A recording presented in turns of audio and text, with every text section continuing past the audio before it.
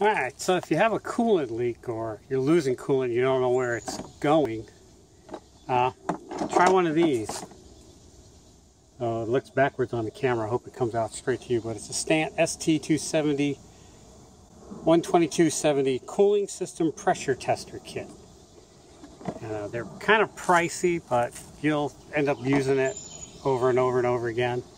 You could rent them, I think, from AutoZone or the auto parts store. I went ahead and bought it because I've got a bunch of old vehicles and it's always the go-to thing to test. And when you're looking for a coolant leak, it makes it self-evident. Here's how you use it. Very simple. So the first part to check your system is right here at the cap. You see it says 16 pounds.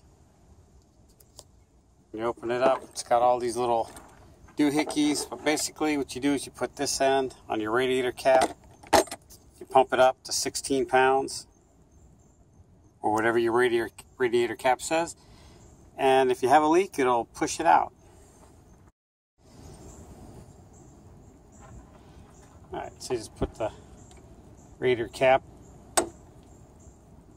on your radiator, pump it up,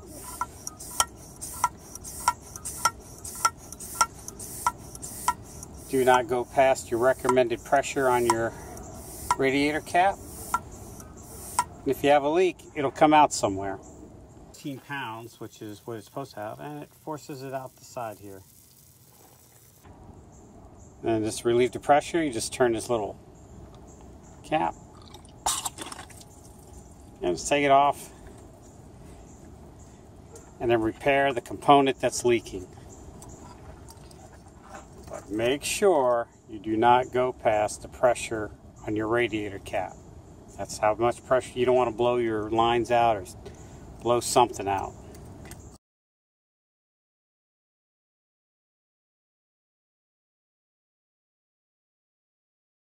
Alright, so here we have regular thermostat, the Murray.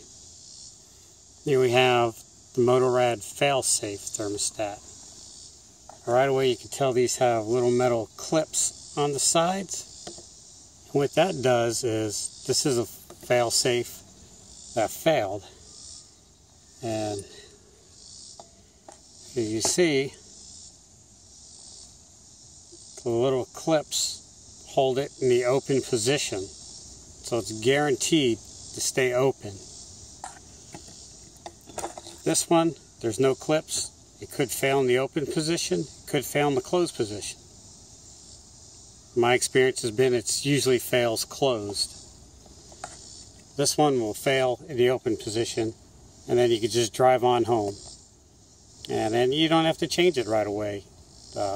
My experience is they usually fail when I'm on the trail and I run my Jeep a little warm, and then it stays open, and I don't really notice it until the winter time when I don't have hot heat. I just have like lukewarm heat. So if you live in a hot climate, that might be preferably for you, but definitely I always go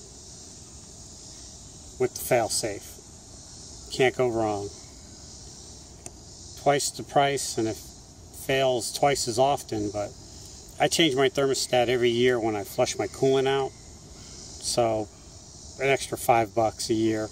You know, you're really not going broke, and if you do it once every 2 years, then you're saving. It'll cost you about the same. Either way,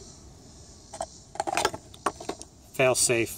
I always go with it. I'm not the only person that drives my Jeep. I can't count on whoever's driving it when it runs hot to pull over. So $5 for peace of mind. Alright, if you liked what you see, hit the thumbs up button. Didn't like it, hit the thumbs down, but you're not going to do that because you're cool. Check out some of my other videos, subscribe, all that other bull crap. Thanks for watching.